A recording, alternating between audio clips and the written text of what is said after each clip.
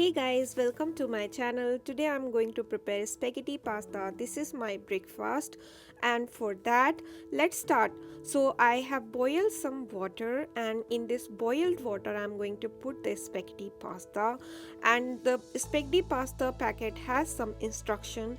It says that we need to boil it for only 8 minutes, and after that we need to drain it out. So now 8 minutes has been completed. I drain out the pasta, put it in another drainage container, and then I'm going to put some cold water on it, and after that don't forget to put some oil.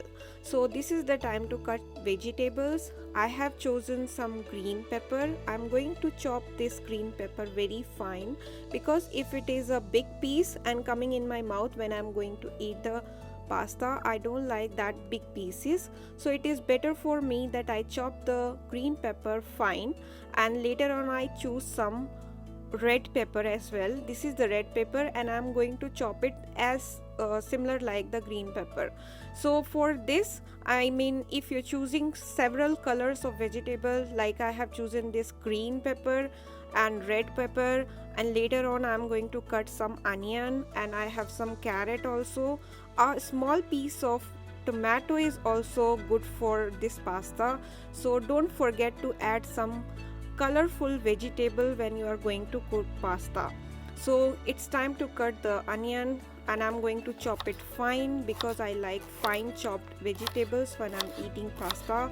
And here is the carrot. Cut this carrot in small cubical pieces.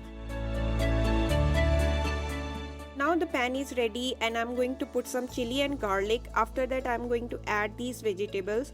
We don't need to cook the vegetable just like our Indian curries.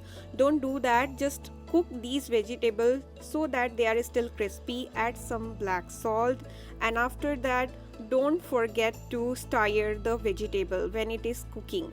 So later on I added some soya sauce. This is oregano with black pepper, and I also prepared some all-purpose flour with milk. This is a paste for the pasta. I prepared this paste in another container so that later on I can add this paste with my vegetables. So it is good to prepare this paste at the very low temperature so that it doesn't get burned and doesn't get stick too much. So the vegetables are cooked well right now, and I'm going to add this paste together with the vegetable, and this is the look right now. And I am going to put the noodle inside, and this is the look of the pasta. Mix everything together, and don't forget to put some salt.